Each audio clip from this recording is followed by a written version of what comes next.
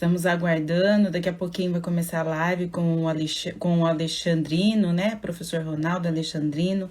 A gente vai falar sobre o livro dele e também sobre a educação. Como é que está a educação com a homossexualidade. Esperar mais algumas pessoas, eu entrei um pouquinho antes para ir dando tempo as pessoas entrarem. Se quiser encaminhar alguma pergunta, por favor.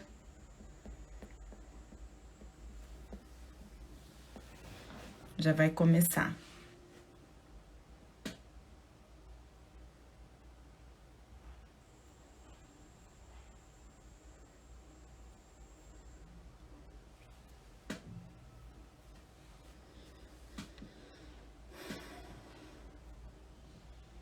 Olá, professor. Chegou aqui o Ronaldo Alexandrino, nosso escritor. Vamos aguardar um pouquinho. Acabei de entrar também, viu? Daqui a pouco você encaminha o convite. Vamos esperar mais um pouquinho para dar tempo para as pessoas entrarem. Bem-vindo. Que honra estar aqui com você.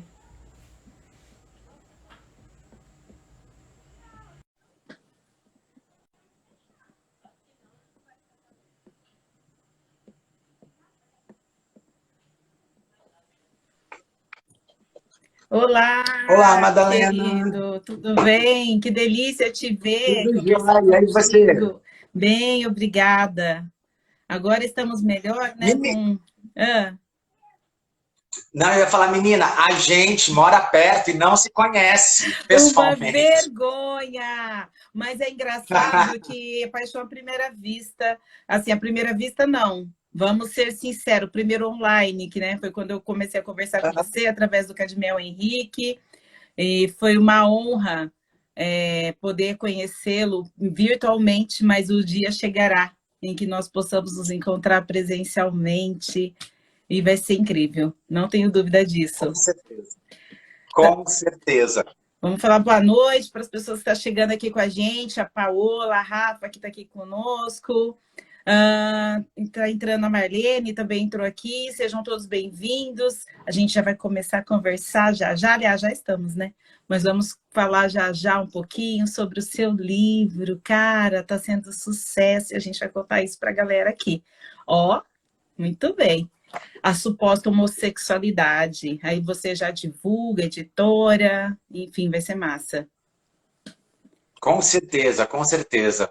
Eu estava bem ansioso para esse nosso papo de hoje, viu? Ah, Assim, estava com muita verdade. vontade de conversar contigo. É sério, é sério. Ai, a gente tem que gravar na rua, sabe? Fazer uma coisa ao vivo. Adoro essas coisas de gravação no meio da rua. A Paola já está dizendo que estava com saudades, professora. Ai, gente, aluno é tudo de bom, não é? Sim, sim, sim. Beijo, Paula. Beijo para todo mundo que está chegando também. Espero que a Jorge, nossa conversa bem-vindo. Espero que a Bom, nossa conversa agrade todo mundo. Eu tenho certeza que sim, que você é incrível, Madalena. Assim, de verdade, antes de qualquer coisa, eu quero dizer que eu sou seu fã. Né? Então, assim, eu acompanho. É obrigada. sério, é sério. Eu acompanho teu trabalho há um tempo, né? Pelas mídias, enfim. Ah, Vejo obrigada. o modo como você conduz as discussões, né? Assim, o quanto que essa pauta da mulher negra, ela é necessária socialmente. Você faz isso de uma maneira muito bela. Eu acho que é um orgulho para a cidade ter Nossa, você levantado obrigada. essas pautas, viu? De verdade, de verdade. Obrigada, obrigada. Ah, tá entrando alguém do Rio Grande do Sul. Alex, bem-vindo. Ai, que Ah, legal. o Caio Ximenes entrou aqui também, querido Caio, bem-vindo. E a gente já vai começar, porque eu acho que o nosso público merece aí todo esse nosso respeito. Quem chegar depois pode acompanhar, que a gente vai deixar aqui gravadinho. Eu não te conheço pessoalmente, mas será um grande prazer. Eu sei que esse dia está próximo, está muito próximo. Mas conta pra gente primeiro quem que é Ronaldo Alexandrino, porque a gente já sabe que você é professor e escritor. Mas antes de você ser escritor, antes de você ser professor, você tem uma trajetória aí. Eu estou super curiosa para saber, e eu acho que as pessoas também. Bom, Madalena, em primeiro lugar, boa noite a todas, todos e todes. Novamente é um prazer estar aqui contigo. Né? Bom, quem sou eu? Vamos lá. Bom, eu sou filho do João e da Selma, né? Então eu gosto, eu tenho muito orgulho em dizer isso. Eu sou filho do metalúrgico e da empregada doméstica. né? É esse o cara que está conversando contigo, né? Eu sou padrinho da Rebeca, que tem 2 anos e 2 meses, sou padrinho da Vitória, que tem 21 anos. Bom, sou professor, não tem como não dizer isso, sou pesquisador, né? Sou artista, né? Então, começo minha trajetória artística no teatro, e depois passo para música, né? Hoje eu sou músico, eu canto, né? A pandemia... a minha banda, eu falo chamava, eu não sei se ela chama ainda, porque a pandemia nos separou e a gente não retomou. Mas se chama Beauvoir, né? Eu brinco que são 5 marmanjos com nome de feminista, né? Enfim, sou um homem cis gay, sou solteiro. Eu acho que é isso. Tem mais? Gente, olha, já fez uma sinopse da vida, tá perfeito. Tem mais, sim. É muito legal quando a gente desbrava, além do escritor, além do professor, a gente tem um ser humano lá atrás que começou e que a trajetória não foi tão fácil você chegar até aqui. Eu falo que os nossos e as nossas, para estar onde estão, passou por coisas inimagináveis. Então, é muito gostoso quando você fala, já vi que você tem carinho enorme por crianças, falou do seu afilhado, tá como eu falo para todo mundo do meu sobrinho Gabriel, que eu amo muito, e eu sou uma boba quando falo sobre crianças, em especial hoje o Gabriel, eu me desmonto toda, porque a criança tem essa beleza, né? Ela tem essa beleza, para mim, criança é perfeita, independente de quem seja. É a única pessoa no mundo que eu não consigo dizer não, porque eu falo que criança, ela traz uma verdade que nós adultos, um dia já trouxemos e que por algum motivo na trajetória dessa nossa construção, a gente perdeu muito dessa pureza, a gente perdeu muito desse encantamento, e é muito legal quando a gente percebe que as pessoas falam, eu sou tia, eu tenho afilhado, eu tenho priminhos, que não sei o que, e traz esse amor. Porque é quando a gente fala delas que automaticamente a gente vê que a essência mais bonita a gente não perdeu, que é o amor pelas crianças. Então, eu já me apaixonei de você falar aí do seu afilhadinho, que ótimo. E vem cá, como é que começou esse negócio? Vou ser escritor. Como que é isso? Dormiu, acordou e falou, não, vou começar a escrever. Como que foi? Conta pra gente. Não, na verdade, a escrita desse livro, Madalena, para mim, ela existe muito mais como uma necessidade de diálogo social, né? Como uma necessidade de se levantar a discussão dessa pauta, do que motivado por eu quero escrever um livro. Assim, nunca foi por isso, de verdade. Na verdade, esse texto, ele é a minha dissertação de mestrado, né? Que eu defendi lá em 2009. Então eu posso te dizer, e que foi, a gente vai conversar sobre isso, mas que assim, foi silenciado por 12 anos. Né? Então, eu consigo publicar agora, mas a gente daqui a pouco fala desse processo da negação, não deixa eu esquecer. Mas como surge tudo isso? Né? Então, assim, eu começo a trabalhar com formação de professores, isso no início dos anos 2000, né? Eu comecei cedo, tá, gente? Daqui a pouco as pessoas começam a fazer cálculos, mas é 43, eu não tenho problema em falar. Mas eu me concursei aos 19, então a minha trajetória começa muito, muito precoce. E com 21, 22 anos eu começo a trabalhar com formação de professores, e dentro desse trabalho, um dia eu estava trabalhando com coordenadoras pedagógicas da educação infantil, e uma coordenadora terminou a formação, me chamou de canto e falou assim, Ronaldo, eu tenho certeza que tem um aluno na minha escola que quando ele crescer, ele vai ser gay. E eu queria saber o que ele é, o que eu faço com ele. Nossa. E aí, assim, essa pergunta me pega, né? E eu só consigo responder, bom, ele é criança, mas, assim, eu nunca vi nada a respeito, e aí eu vou procurar e a gente volta a se falar semana que vem, né?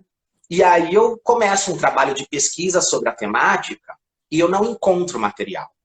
Sim. Acho que esse é um dado importante. Lembrando que eu estou lá em 2003, 2004, né? Então, assim, não existia material. Eu encontro um único artigo de um grupo de psicologia da USP, que se chamava alguma coisa sobre o suposto comportamento homossexual infantil. Tanto que o suposto do título é uma homenagem àquele artigo, mas ele não tem relação teórica com a discussão que lá é feita. Esse artigo era um artigo do início dos anos 80, e já no início dos anos 80, esse grupo de psicologia afirmava que a homossexualidade infantil ela é suposta porque você não pode associar uma sexualidade a um estereótipo. Sim. Né? Então, assim, naquela época, então, assim, hoje a gente está falando do que a gente chama, né, das crianças transexuais, essa discussão essa que não existia, né? Então, assim, hoje a gente sabe o que é identidade de gênero, orientação sexual, mas toda essa discussão não era existente lá atrás. E eu volto para essa coordenadora e digo, olha, eu só achei esse texto. E assim, aí eu volto, saio dessa conversa com ela completamente, desculpa, completamente insatisfeito. Sim. E com uma pulguinha atrás da orelha, porque eu não conseguia ajudar. E não era ajudar essa coordenadora, era ajudar, de certa maneira, uma criança Sim. que também não é uma, Sim. que também simbolizava tantas outras. E aí eu fico com isso na cabeça, e aqui isso começa a me incomodar, até que uma amiga minha vira para mim e fala assim, Ronaldo, você não percebeu o que está acontecendo? E eu falei, não. O nome disso se chama problema de pesquisa. E aí você tem que ir para o mestrado. Se não tem estudo sobre, vai fazer. E é assim que nasce meu projeto de pesquisa, e é daí que vem esse livro. E aí, assim, sabe, Madalena, só para terminar, eu tenho um orgulho danado desse texto. Eu acho que é o texto que eu mais gosto, porque de tudo que eu já tenho escrito, assim, porque ele é o único, até hoje, o primeiro da América Latina e o primeiro do Brasil. É o primeiro estudo sobre homossexualidade e formação de professores, que conseguiu entrar numa escola e efetivar uma prática de formação. A discussão, ela existe, não estou inaugurando nada, né? Mas eu consigo entrar numa escola e eu consigo desenvolver uma prática de formação de professores. Então, hoje, quando as pessoas falam assim, não é possível, acontece isso, acontece aquilo e blá, blá, blá, eu falo, mentira, porque eu fiz. Então, assim, eu tenho um orgulho danado desse texto, porque ele é histórico, né? Ele é importante. Então, foi assim. Então, assim, não foi para escrever um livro. Na verdade, é meu mestrado. Cara, eu tô tão orgulhosa de ouvir você falando isso, porque eu aprendo todos os dias, eu pergunto para as pessoas todos os dias, eu falo que a gente tem que aprender mesmo, porque a gente não sabe nada e a gente comete muitas gafes. E quando você traz para mim que lá em 2000 você começou, eu não tinha dúvida. Inclusive, a minha pergunta ia ser, você foi um dos primeiros, porque foi em 2003. Porque a diversidade, na verdade, nunca foi uma questão para a escola. A escola sempre abortou esse assunto. Só que em 2003, a primeira Constituição, a legislação brasileira, né, lança... Gente, a gente está em 2003, hoje é 2021, foi ontem, a primeira legislação, né, que é a Lei 10.639, é essa mesma, onde permitia que as escolas começassem a abordar o assunto de diversidade. Isso em 2003, só que ela é tão falha que 2005, 5 anos depois... Não, 2005. 5 anos depois, teve que ter uma outra lei que foi um complemento, que foi a 10.645. Aí eu fico imaginando, se 2003 teve a primeira lei que a escola poderia abordar esse assunto, aí eu te falo uma coisa, toda essa geração explica muito essa informação, porque toda essa geração que a gente fala muito de homofobia, disso e aquilo, foi construída e a gente não teve como desmistificar as coisas na cabeça, porque as pessoas estavam muito ligadas ao biológico. Muito ligado ao biológico. Então, nós não tínhamos, na verdade, nem mesmo educação dentro da escola. E eu falo sempre, sabe, Ronaldo, esse nosso país, ele é tão mestiço, ele é tão hídrico, ele é tão diverso, que a escola tem muito que dar conta disso. Porque a educação passa por lá. A gente não pode esperar muita coisa dos pais, porque eles também não tiveram uma educação, e é um processo pedagógico. Aí, quando você vem trazendo o seu livro, que sem dúvida alguma é uma abertura de caminhos, eu falo que os professores ele têm uma missão muito bonita, que não é de educar mesmo, não. É mostrar o caminho, o aluno vai ter que trilhar por eles, porque eu acho que é o trilho que vai fazer tudo. E você traz esse material lá, você praticamente lançou o livro, e eu entendo o porquê desse silenciamento, porque nem a Constituição estava falando, olha, pode discutir isso, você pode ensinar isso. E a gente sabe que ainda há um déficit gigante entre os professores. A gente percebe que há um silenciamento dos coordenadores, dos gestores, por não saber nem mesmo como abordar esse assunto. E é importantíssimo o seu trabalho. Aliás, assim, um dos maiores dentro da educação. ó, obrigado. E assim, detalhe, né? Assim, eu sou um homem da ciência, acho que é isso que é legal dizer, né? Então, esse texto, gente, é ciência, né? Uma vez me perguntaram assim, a história da tua vida? Eu falei assim, não, eu faço ciência, né? Então, assim, a gente vai vivendo esse. A gente estava falando da negação. Ah, Madalena, um detalhe, tá? O primeiro estudo, então, da América Latina foi feito em Hortolândia, tá? Só um Hortolândia, detalhe. gente, Hortolândia, pelo amor de Deus, gente, eu fico doida com essa minha cidade, porque eu praticamente cresci aqui, né? Eu cheguei aqui, não tinha nem asfalto no Amanda. Eu sei que é político que gosta de falar isso, né? Ah, eu era da Amanda, né? Mas não, mudei para cá em 88, para quem não sabe, foi o ano que inaugurou a escola do Amanda 1, que foi onde eu estudei também. E Hortolândia tem tantos talentos, gente, tem tanta coisa linda, e que infelizmente ainda não é reconhecido, mas chegará esse dia, porque eu confio muito. Assim, eu estou muito feliz também de estar aqui hoje, porque eu considero esse nosso bate-papo como meu primeiro bate-papo sobre o livro em Hortolândia. Uau. Eu estou considerando... até agora ninguém quis conversar comigo, mas então... vai querer, sabe por quê? A gente vai mandar para o secretário de Cultura, ó, já vai ficar gravado. Regis, vou mandar para você esse bate-papo, vou mandar para um monte de gente, porque as pessoas têm que saber o que é nosso.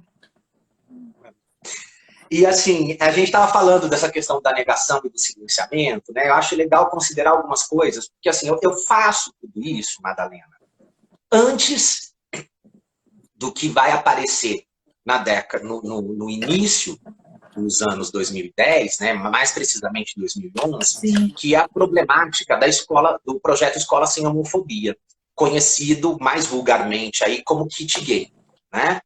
Então, eu faço o meu trabalho de mestrado antes.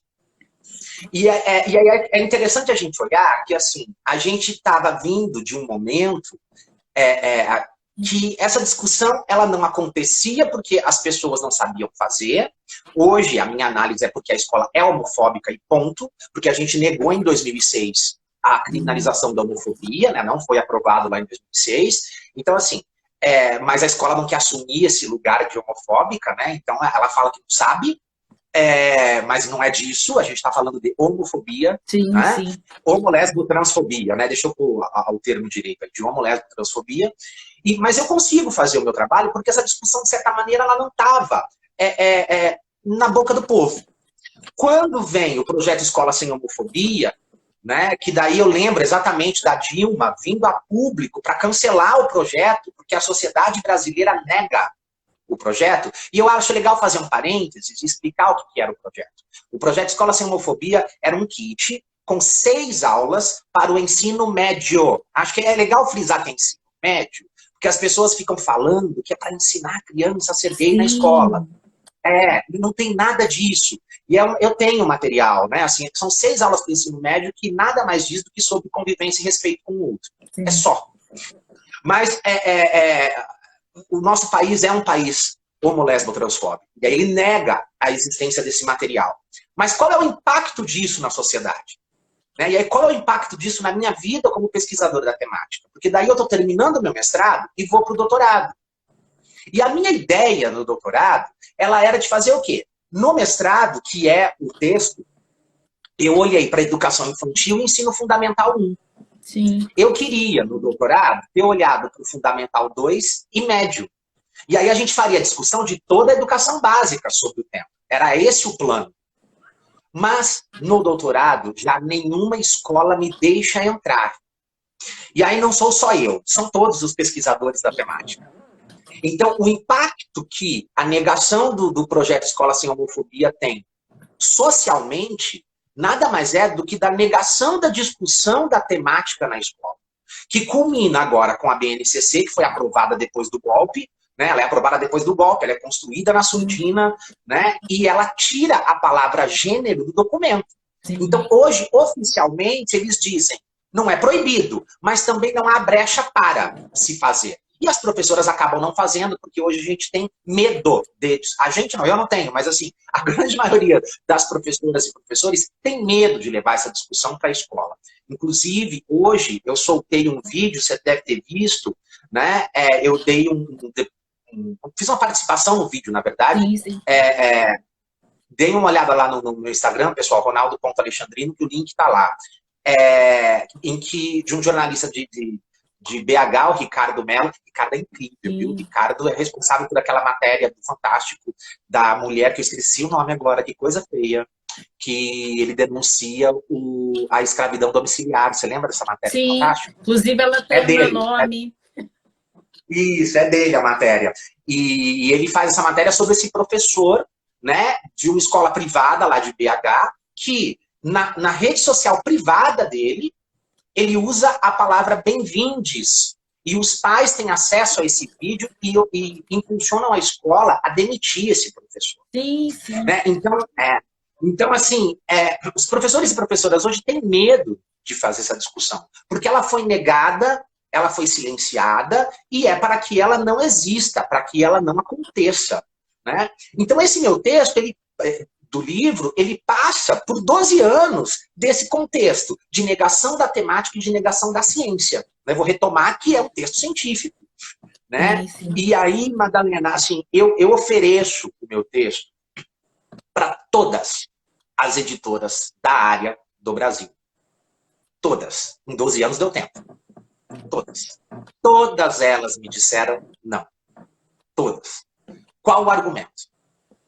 Seu texto é ótimo, seu trabalho é incrível, é muito bacana, mas o seu tema não se adequa ao perfil editorial nosso. Eu ouvi isso de todas as editoras que você possa imaginar. Até que assim, aí eu desisti de publicar. Falei, não vai sair, entendeu? Não vai. E eu, assim, eu queria que fosse numa editora de alcance nacional, porque eu acho que não é porque eu quero aparecer, não é sobre isso, mas é porque essa discussão tem que ir. A discussão tem que ir. Né? E aí, o ano retrasado, uma amiga minha fala assim, olha, tô sabendo que Tony Reis está de diretor científico na editora Acres, num selo de publicações LGBT. E aí a gente vai falar de representatividade, né, Madalena? Então, assim, ó como a gente precisa dos dos espaços de poder, né? Porque, assim, se não é ter, na minha opinião, Tony fez uma live comigo semana passada, não sei se você viu, incrível, tá lá no meu canal. Mas, assim, se não é o Tony, tá dentro de uma editora, eu não teria publicado. Né? Então, assim, o quanto que esse discurso da representatividade ele é necessário. Né? A gente não fala de representatividade porque é moda, não. Porque senão, se a gente não ocupa esses espaços, a gente não ocupar esses espaços, muitas dessas vozes que estão aí produzindo tanta coisa são silenciadas. Exatamente. E aí é por conta disso. O Tony me fala que quando o texto chegou para ele bateu o olho e já falou, manda ver.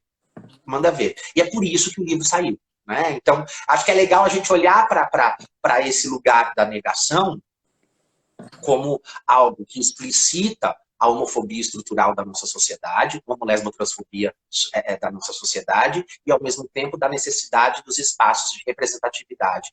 Ronaldo, é importantíssimo, e eu falo que a gente só vai conseguir avançar e o Brasil só vai ser uma democracia de verdade quando todas as pessoas estiverem sendo representadas pelos seus. Não adianta a gente querer achar que a gente vai ser bem representado, não vai. Essa semana, o pessoal ficou de boca aberta quando eu falei que nós temos 15% do parlamento a mulheres, só que 2,36% são mulheres negras. Aí falaram, nossa, sofre, é engraçado, né? Porque as mulheres negras é o que compõe a maior massa da sociedade. Aí tu para avaliar, os LGBTs têm mínimo de representatividade representatividade. E a gente precisa ampliar, sim. Eu falo que esse ano é um ano de eleição, é um ano da gente estar escolhendo os nossos deputados federais, nossos deputados estaduais, senadores, presidente, enfim. E a gente precisa estar de olho realmente nessa representatividade.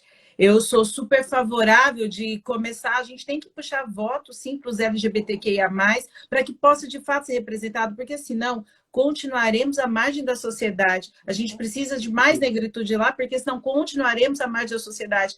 Quem tem interesse de fazer algo por nós, a não ser nós mesmos? Mas também não basta ser qualquer um, tem que ser pessoas que estejam comprometidas com a pauta. Então, quando tu traz isso, que todo o Brasil negou teu livro, e só porque tinha um dos seus, um dos nossos, que realmente acredita e que sabe da importância da divulgação, falou, não, vamos divulgar, aconteceu.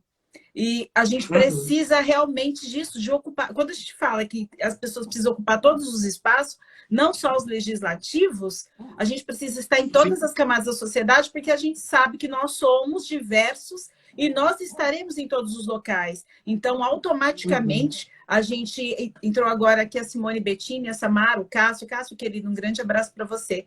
A Maria, que deixou um comentário, eu cortei minha fala só para falar rapidinho deles, que a Maria mandou o seguinte: tem medo por conta do julgamento da sociedade, que ainda é negacionista sobre o tema. E eu acho que não é nem por isso, é por falta de conhecimento também. Como a gente falou, foi em 2003 que introduziu esses temas na escola. E digo mais, piorou muito por conta desse plano de educação que foi esvaziado, né?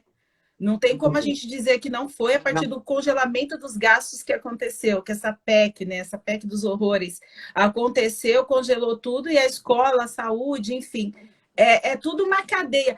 Tudo é interligado politicamente, tudo é interligado politicamente, não adianta. E essa semana eu falei justamente sobre isso. A gente fala que, não gosto de política, não gosto disso, não gosto daquilo. Gente, quem fala isso só vem de encontro ao que eles querem que a gente pense, que política é ruim, mas lá é onde acontecem todas as coisas, inclusive todas as coisas boas e também as maldades. Por isso que é preciso tirar quem está lá fazendo mal e colocar pessoas para nos representar. E eu fico muito feliz que você conseguiu, graças poder publicar o seu livro, porque, sem dúvida, é um orgulho para a cidade de Hortolândia. E eu ainda fico muito triste ainda, que Hortolândia ainda não consegue olhar para os seus, porque, infelizmente, a gente sabe, tem muitos escritores aqui na cidade, tem muitos poetas aqui na cidade, tem muita coisa lançada aqui na cidade, que, infelizmente, ainda não é divulgada. Sonho também que a gente possa fazer isso, não depende do poder público, viu, Ronaldo? Já até falei para você, e quem quiser somar junto, por favor, de fazer um grande lançamento com os nossos escritores Vamos aqui da embora. cidade, e a gente divulga. Eu costumo dizer que nós somos 99% e eles são 1%. Então, se a gente quiser, a gente reverte essa mesa, a gente reverte esse jogo e a gente consegue mostrar, fazer, divulgar, porque é necessário. As pessoas só vão conseguir mudar de fato quando elas entenderem a necessidade. Eu havia falado, só para já entrar numa outra pergunta para ti, que a gente percebe muito a falta de conhecimento, principalmente dos nossos coordenadores, dos nossos gestores. Infelizmente, tem aquele jeitinho, não vou dizer hortolandense, mas brasileiro, de muitas vezes colocar pessoas em determinados cargos que não entendem, inclusive na educação, desse tipo de assunto. Aí chega um aluno e ele não sabe o que fazer com esse aluno, vê o aluno sendo maltratado, vê o aluno sendo isolado e não consegue fazer uma educação voltada para poder sanar isso, ou com medo das opiniões opostas, ou com medo do que vão dizer, do que vão chegar, do que vão pensar, esse medo de se expor. Mas eu falo que esse medo de se expor é medo de falta de conhecimento, porque quem tem conhecimento se sente forte. Eu falo que o conhecimento é a libertação de todas as mentes. E fala para mim como que foi você chegar na primeira escola e poder trabalhar esse tema com outros professores, emancipando a mente desses professores. Olha, Madalena, tem tanto tabu sobre o tema, tanto tabu, desculpa, deixa eu refazer minha frase. Tem tanto tabu sobre a discussão do tema na escola, que, assim, a única coisa que eu posso te dizer é que ela fluiu como qualquer outra formação. não tem diferença.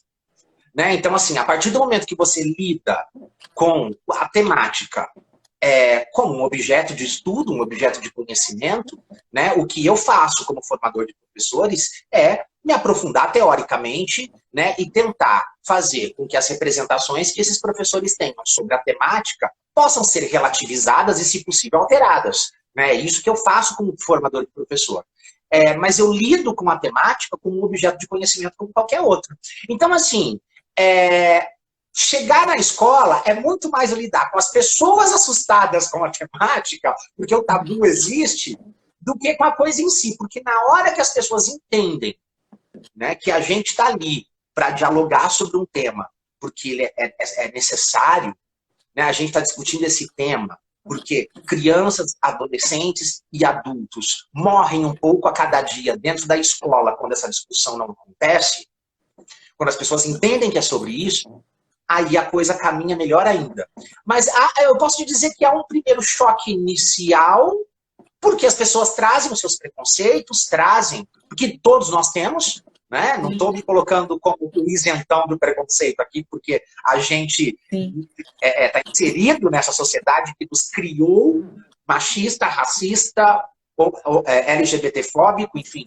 Né? Então a gente aí tem os nossos preconceitos, as pessoas chegam nas formações também com os seus, e acho que a ideia é essa, depois desse primeiro choque, digamos assim, né, de olhar para as temáticas, a gente minimizando tudo isso e conduzindo as discussões. Você sabe que é muito verdade isso que você acabou de dizer, né? Cada um de nós, a gente carrega dentro de si inúmeros preconceitos, inúmeros valores, medos, tabus, enfim. A gente é um amontoado de coisas que a vida, desde a nossa essência, desde o nosso nascimento, a gente vai aprendendo e a gente vem trazendo e carregando e somatizando isso dentro da gente, que é um tabu, na verdade não deixa de ser, e que precisa quebrar esses paradigmas. A gente precisa, por isso que eu falei logo no começo, a gente precisa estar aprendendo, se construindo, não tem jeito. E passando muita vergonha, porque é nesse processo de aprendizado que a gente paga cada mico, que é incrível, mas faz parte desse processo de evolução. E eu estou muito feliz, assim, de ter pessoas que estão entrando aqui conosco. Se vocês quiserem mandar mensagem, por favor, gente, pode mandar mensagem. Pode mandar pergunta, viu, gente? Porque ele vai responder, o Ronaldo gosta de responder essas perguntas. E ele está preparadíssimo, viu, gente? Tanto que não tem roteiro aqui. Quem me conhece sabe que eu sou zero roteiro. E a gente está tocando, e eu acho que está sendo muito valoroso, porque a gente... Você sabe, sendo muito sincera, eu vejo que há essa falta de necessidade. Eu lembro muito, tudo bem que já faz um tempinho que eu passei pelo ensino primário, ninguém falava sobre isso, tanto que a gente não tinha essa noção nenhuma.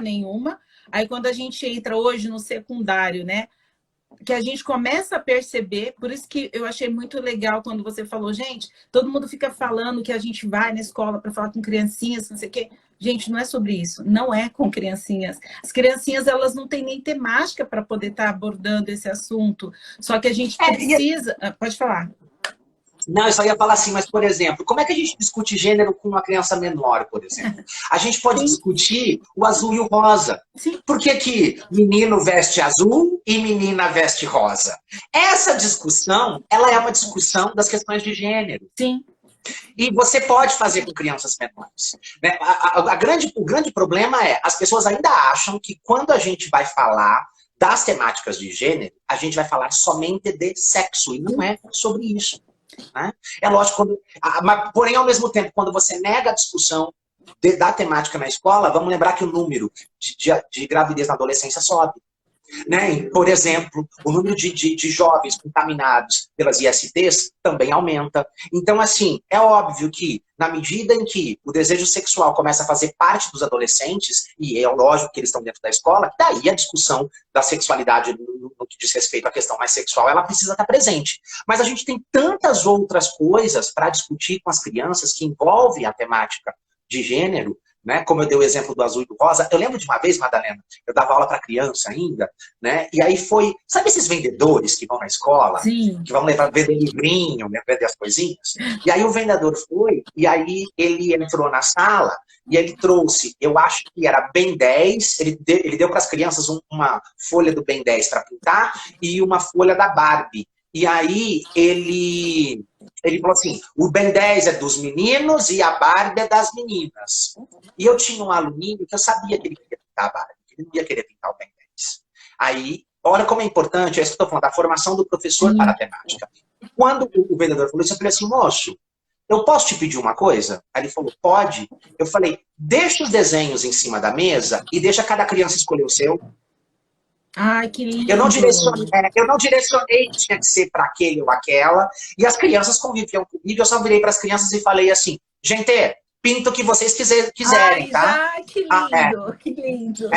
E aí esse meu aluninho só olhou para minha cara com um sorriso, um brilho no olho, tipo assim, era tudo que eu queria. E aí, assim, olha que legal, tiveram alunos e alunas que levantaram a mão pro moço e falaram, posso pegar um de cada? Porque ele não era pelo fato de ser masculino ou feminino, queria pintar os dois desenhos, né, também. Então, como que tudo isso é discussão de gênero. Né? E eu não estou falando de sexo, em nenhum momento a gente falou de sexo. Cara, isso faz muita diferença, é tão bom. O aluno se sente respeitado na sua essência. Isso é muito importante. E tem pessoas, tem professores que eu nem julgo, até porque a gente sabe como que tá difícil a formação dos professores. Eles não têm esse preparo. Então, como é que ele vai saber lidar? Normalmente ele não sabe. E você percebe que há uma diferença entre as escolas estaduais, municipais, privadas ou não? Embora você falou aqui do caso de BH e o professor era de uma escola privada. Que absurdo. Eu vou até depois, eu vou jogar no meu Facebook esse vídeo que você me encaminhou, porque eu acho que é importante as pessoas estarem por dentro do que está acontecendo e saber que é crime. Tem que estar sabendo que é crime, que tem que estar se atualizando, porque não tem esse direito de dizer que não conhecia, que não sabe, e que nem tinha noção que era crime, e muitas vezes escondida por trás das igrejas. Isso é muito triste. Então, a gente precisa, de fato, divulgar. E tem uma pergunta aí para você. Não sei se você consegue ver as perguntinhas. Deixa eu responder antes. Posso responder a tua antes? Pode, diferença? Claro. Tá. Assim, eu acho legal a gente partir do princípio de que a LGBTfobia, assim como o racismo, assim como o machismo, elas estão na estrutura da sociedade e elas também são institucionais. Porque as instituições, elas têm um pressuposto de permanecer, de fazer com que a sociedade permaneça dentro da sua lógica de funcionamento. E essa lógica de funcionamento, ela é excludente. Então, independente da escola ser municipal, estadual, particular, ela vai sempre, enquanto instituição, reproduzir, né, os preceitos que fazem a sociedade girar como ela gira. Então, eu não vejo diferença. Né? O que eu vejo é, dentro desses espaços, focos de possibilidade de mudança através dos movimentos de resistência. Tá bom? Qual que é a pergunta? A gente falou de subir um negócio aqui. Na verdade, você já até respondeu, mas beleza, vamos lá. Ronaldo, quem mandou foi Tamor Tati Tereza. Ronaldo, gostaria que você falasse um pouco mais sobre a pesquisa que deu origem ao seu livro. Essa é uma pergunta, deixa eu ver que eu acho que tinha uma outra aqui também. Não, foi essa. Se tiver mais alguma, gente, de repente a gente perdeu, por favor, perdoe-nos e manda de volta. Para você falar um pouquinho sobre essa pesquisa. Vamos falar um pouquinho do livro. Eu estou esperando a pergunta que eu achei que você ia fazer, até agora você não fez. Não, mas eu ia deixar para você fechar, mas tudo bem, vamos falar. Eu achei que você ia me perguntar por que suposta. Eu estou esperando a pergunta que todo mundo me faz. Já no finalzinho, porque aí você já fala seu Instagram, fala tudo, mas enfim, pode falar. Legal. Tá. Então, quem te perguntou foi... A Tereza. Tereza, então, como eu disse, a ideia... Né, ela surge de uma necessidade da escola. Né? Ela não é o Ronaldo. É isso que eu acho que é legal dizer. Que fazer ciência é isso. Né? Fazer ciência não é assim. Deixa eu ver o tema da moda. Não.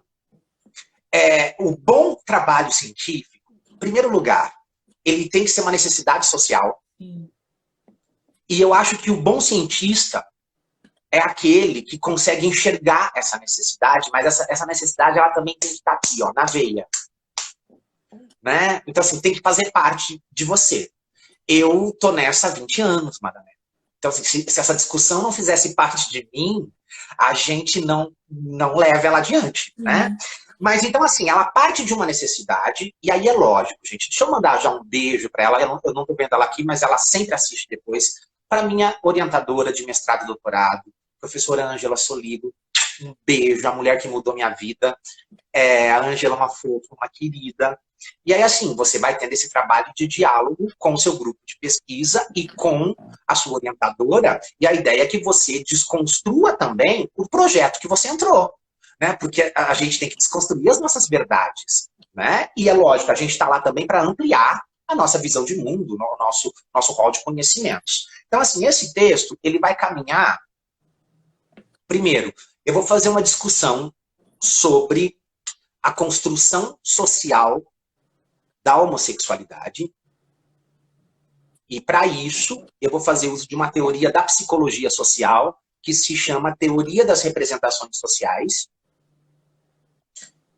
Feito isso, a gente pode conversar sobre isso, você pode me perguntar depois, tá? Feito isso, eu vou ter um terceiro capítulo, então, que vai falar sobre a escola. E aí eu vou falar como que essas representações construídas na história chegam na escola. Aí eu faço um quarto capítulo, porque quando você vai para o meio acadêmico, você é obrigado a escrever algo que se chama memorial. Você tem que escrever um memorial. Esse memorial, geralmente, ele vem fora do trabalho acadêmico. É onde você conta a tua vida. Eu trouxe o meu memorial para dentro. Então, ele é o quarto capítulo. E aí eu vou dizer como que essa história das representações construídas que passam pela escola me afetaram. E eu construo meu memorial desse jeito. Encerro a parte teórica do trabalho e vou para a parte empírica. O que é a parte empírica? É onde o pesquisador vai lá coletar os seus dados, vai trabalhar os seus dados na realidade. Lembrando que eu sou um cientista social, né? Então eu não estou no laboratório, eu não uso jaleco, né? Não tem nada disso. Eu estou na escola. É ali que é o meu lugar de pesquisa. E aí a gente cria, então, um grupo de estudos com...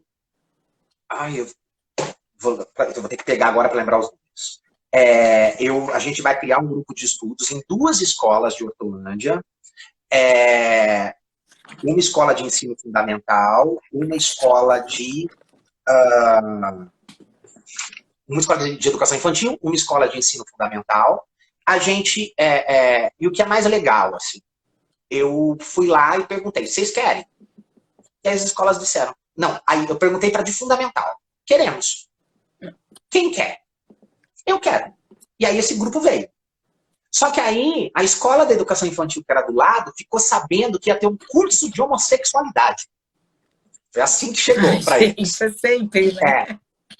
E aí, eles vieram perguntar para mim se eles também poderiam fazer o curso de homossexualidade. E aí, o pessoal da EMEI, da Escola de Educação Infantil, agregou esse grupo fundamental. E eu estou aqui tentando achar quantas pessoas participaram aqui. 30 se inscreveram e 18 concluíram. Então, foi um total aí de 18 pessoas. E aí, nesse quinto capítulo, então, eu faço o quê? Eu vou contar esse processo de formação. O que a gente fez no primeiro encontro, o que a gente fez no segundo, o que a gente fez no terceiro, o que a gente fez no quarto, e a análise científica de tudo isso. E eu vou analisar o quê? O discurso das professoras no curso. Porque é através do discurso que a gente vai percebendo se teve ou não mudança das representações que elas têm sobre a temática. Né? E aí o último capítulo é a conclusão. Né? Então, assim, o trabalho ele é esse, e eu acho que o que é bacana também, assim, eu não quero ser modelo para ninguém, eu não quero ser nada para ninguém, mas assim, tem uma pista de como fazer aqui dentro. Não é só dizer que pode, mas quando eu conto os 10 encontros, eu estou mostrando, e por aqui é possível. Você pode ir pelo caminho que você quiser, desde que você vá, né? Desde que você faça o caminho. Mas eu acho que esse texto também ele explicita aí uma possibilidade de percurso para a discussão do tema. Cara, que legal. E a Bru Maura falou assim, Ronaldo, você me fez lembrar minha afilhada Dinha. Eu gosto de brincar de carrinho também. Olha que fofo. Primária foi minha aluna, na pós-graduação ela é da UFMS, aluna de mestrado da UFMS, lá da Federal do Mato Grosso do Sul. Deu uma disciplina lá o ano passado no meu pós-doc, junto com a professora Sônia Urti e a professora Ana Maria, e a Brimáurea foi nossa aluna lá. Um beijo, Brimáurea. Olha, muita gente bacana. A Belo eu chamo de Fada Bela, ela é lá do Rio de Janeiro. com um pezinho lá em cima, no Nordeste também. Ela veio para Campinas e hoje ela mora no Rio e está aqui acompanhando a gente. Que bom que ela está aqui conosco. O André entrou também. Só gente linda entrando aqui para poder te ouvir. E fala então, logo que você quer ouvir, amada, perguntar sobre o tema: por que a suposta homossexualidade? Essa é a pergunta que todo mundo me faz, né? Você sabe que quando a gente foi pensar no título, eu falo a gente porque é eu e a Ângela, lembra que isso é meu mestrado. Sim. Porque geralmente os títulos acadêmicos, a gente sempre brinca que parece samba enredo, né? Porque vem assim, o desenvolvimento do não sei o quê, do blá blá blá, de não sei o quê, 2 pontos. Aí continua depois dos 2 pontos ainda. E eu sempre quis um título que não respondesse nada. Porque eu percebo que todo mundo quer saber que raio de suposta é essa. Porque Essa será que é? Não é? Como que é? Ele está duvidando da homossexualidade, ele está colocando ela em xeque. O que é que quer dizer tudo isso, né? Então, assim, vamos lá. Rapidinho, vou tentar ser rápido, né? A gente afirma, eu acho que esse é um ganho teórico muito grande, que a homossexualidade, e quando eu estou dizendo dela, eu estou dizendo de todas as outras, né? Elas são representações. Sim. Por isso que ela é suposta. E aí, como é que eu defendo essa tese? Eu fui para a história da homossexualidade no mundo ocidental. Por que o mundo ocidental? Porque é o mundo que colonizou o Brasil. A gente é colonizado pelos europeus. Se eu for olhar para a sexualidade na China, no Japão, ela vai acontecer na Índia de outro jeito. Então eu vou olhar para aquilo que me colonizou, né? Então eu vou olhar para a sexualidade do mundo ocidental e eu vou, dentro da história, perceber, então, que o mesmo comportamento sexual recebe, ao longo da história, diferentes nomeações. Então, na Grécia Antiga, a gente tinha algo chamado homofilia. O que era a homofilia? Aí é legal agora, vocês não podem olhar os filmes de hoje com o olhar da sexualidade de hoje, porque ela era de outro jeito lá. Né? Então, por exemplo, Alexandre o Grande, todo mundo vê, e aí a gente vê e fala, ele era apaixonado pelo mocinho, não sei o quê. E por que era proibido? É porque eles eram gays? Não, é porque eles poderiam transar, mas não amar um outro. A proibição estava no amor, não no sexo. Né? É por isso que era proibido. Então, a homofilia ela vai existir na Grécia Antiga, depois em Roma, né? E ela previa o quê? Sempre o crescimento da polis, da cidade-estado. Para o crescimento da polis, os iguais deveriam, então, se relacionar sexualmente entre si, porque é só na cama que as intimidades são mais reveladas. Então, o conhecimento que um tem é passado para o outro também na intimidade sexual. E aí, quando que essa sexualidade era permitida? Quando alguém que soubesse mais se deitasse com alguém que soubesse menos. Era uma relação, o sexo entre homens, ele era uma relação de aprendizagem na Grécia e em Roma. Né? Então você tinha o professor e o aluno. E os papéis sexuais também eram definidos. O ativo era o que sabia mais, o passivo era o que sabia menos. Com as mulheres acontecia a mesma coisa, mas a sociedade já era machista desde lá. As meninas ensinavam umas para as outras como serem donas de casa, boas esposas e tudo mais. Né? E essa relação também existia entre elas. A vida pública do cidadão romano, ela era de com características da homofilia. E a vida privada seria a vida heterossexual que a gente conhece. Né? Então, o que estava em jogo? Sempre a relação de poder. Então, o que a gente ainda ficou com a relação de poder? Tá bom? Se a gente andar um pouquinho, a gente vai para a Idade Média. Na Idade Média, a gente vai ter a pederastia. Muda o nome. Quem eram os pederastas? Os pederastas eram todos aqueles que não fizessem o sexo. Homem, mulher, no intercurso, pênis, vagina, para a procriação. E aí vamos entender o que é isso, porque a igreja ainda usa esse discurso hoje. Você já ouviu falar da tabelinha, né? Sim. Que as meninas fazem. As meninas não localizam ali a semana fértil? Sim. Sim. Que é uma invenção da Igreja Católica. Sim, a tabelinha é uma invenção da Igreja Católica. E ela servia para quê? era somente na semana fértil que o sexo era liberado para o casal. Porque não é para procriação? Sim. Se é para procriar, é só na semana fértil, é lógico isso. A gente ainda se apropria desse discurso, mas usa ele errado hoje em dia. A gente justifica os nossos preconceitos com esse discurso. É só para procriar. Se é só para procriar, só faça filho, então. Não é por prazer.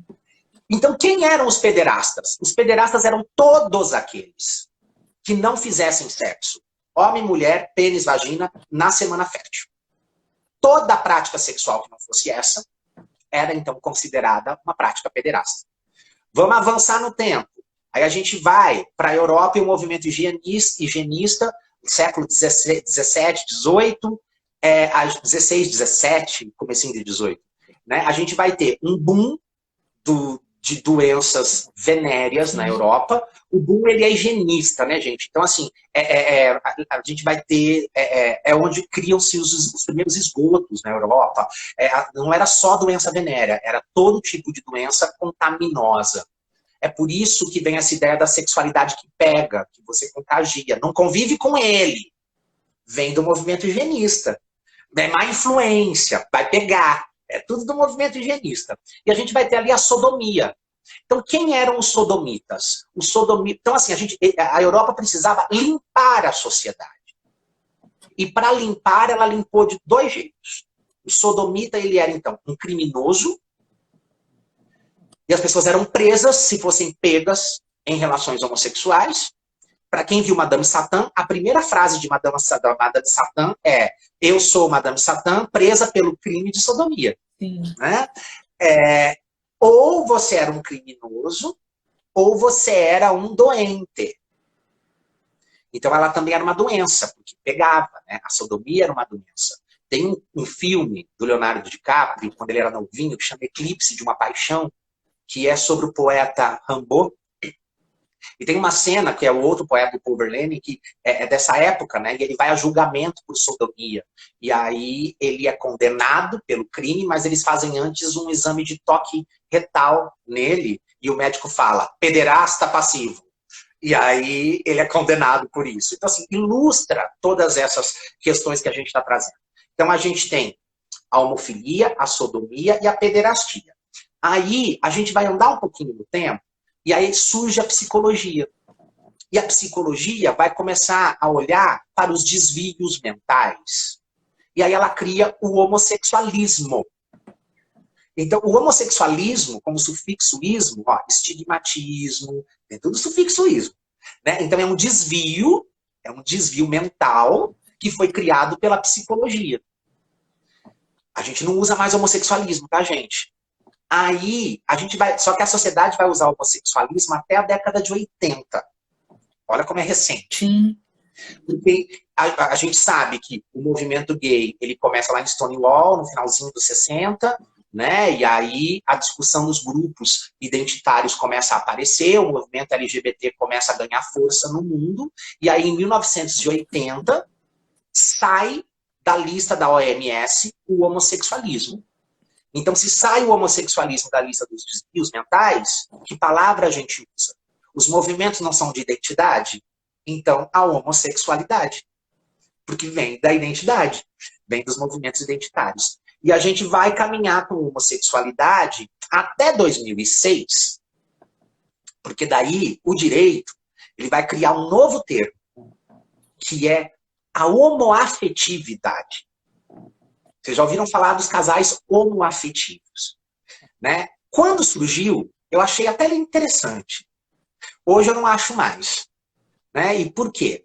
Porque se você for para o Google agora, eu faço isso quando eu estou dando curso, aula, eu abro a tela com as meninas e eu digito lá, casal homoafetivo.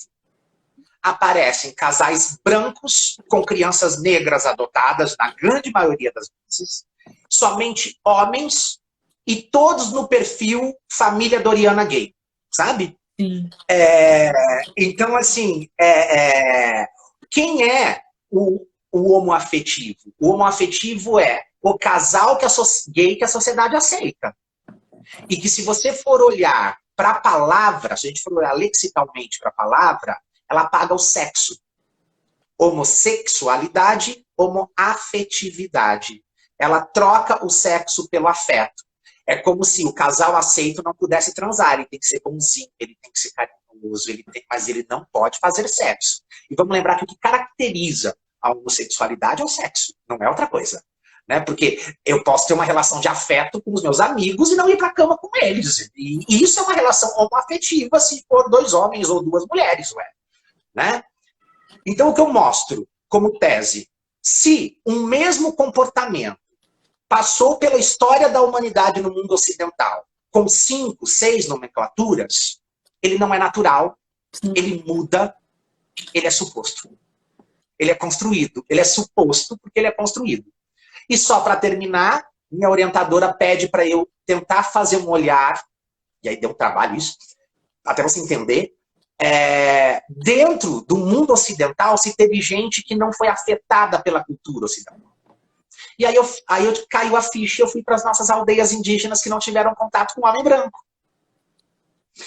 E os indígenas, eles não nomeiam a sexualidade. Sim. Eles nomeiam somente o ato sexual. E o ato sexual, em muitas aldeias, ele é chamado por fazer cunim. Quem faz cunim? O indígena menino faz cunim com a indígena menina, o indígena menino faz cunim com o indígena menino, a indígena menina faz cunim com a indígena menina. A gente tem as experiências de transexualidade dentro da aldeia e nada disso é um problema. Tá todo mundo fazendo cunim feliz. Sim. Então, mais um argumento para mostrar o quanto aquilo que a gente chama de homossexualidade e mais importante disso, o modo como eu trato o outro que se reconhece na condição de homossexual é uma construção. Querido, tá quase dando 1 hora, a gente vai cravar em Meu cima. Deus, eu vim sem relógio, sem WhatsApp, sem nada. Então, você fala do seu livro, fala do seu WhatsApp, como as pessoas te acham, e se cair, já tem meu beijo. Gente, gratidão por todos vocês terem acompanhado. Vou deixar esses últimos finais para ele fechar e a gente vai voltar no Facebook. Qualquer dia desses eu informo vocês. Manda aí, Ronaldo, é com você, meu bem. Obrigada, amei. Ai, o DJ Bergamin. Beijo, meu querido. Gente, esse é o livro, A Suposta Homossexualidade. Está disponível para todo o Brasil pela editora Apres. As pessoas me perguntam assim, Madalena, onde eu consigo comprar? Gente, está em todo lugar, assim, de verdade. Eu fiz uma pesquisa esses dias, tem na Casas Bahia em 10 vezes. Então, assim, tá em todas as livrarias, tem na Amazon, você pode comprar com desconto no site da editora Apres, vocês procurem lá, tá bom? Quem quiser conversar comigo, quem quiser bater papo comigo, eu tento responder sempre todo mundo. Vai lá no meu Instagram, ronaldo.alexandrino, e tem o meu canal no YouTube, inclusive eu já pedi para Madalena, eu vou esperar uma semaninha, depois eu jogo esse vídeo lá também. Professor Ronaldo Alexandrino no YouTube. Enfim, lá no meu Instagram tem meu Linktree, todos os links estão lá, tem Spotify, tem com podcasts, tem um monte de coisa para vocês olharem, mas assim, o que eu peço para vocês é, divulguem essa discussão, né? Porque ela é necessária. Quando a gente discute a homossexualidade na escola, quando a gente discute as questões de gênero, a gente contribui para que a escola e, por sua vez, a sociedade seja um lugar sem sofrimento, seja um lugar que se caracteriza como uma potência de vida. Tá bom? Esse que é o meu recado para vocês. Pronto, fui rápido. Foi lindo e cravamos 1 hora. Meu amor, um beijo. Obrigada, amei. A todos que acompanharam, meu carinho de sempre, meu beijo, minha gratidão. A gente se vê e eu vou voltar mais vezes aqui no Instagram, porque é sempre muito bom. Beijo. Beijo, Madalena. Obrigado.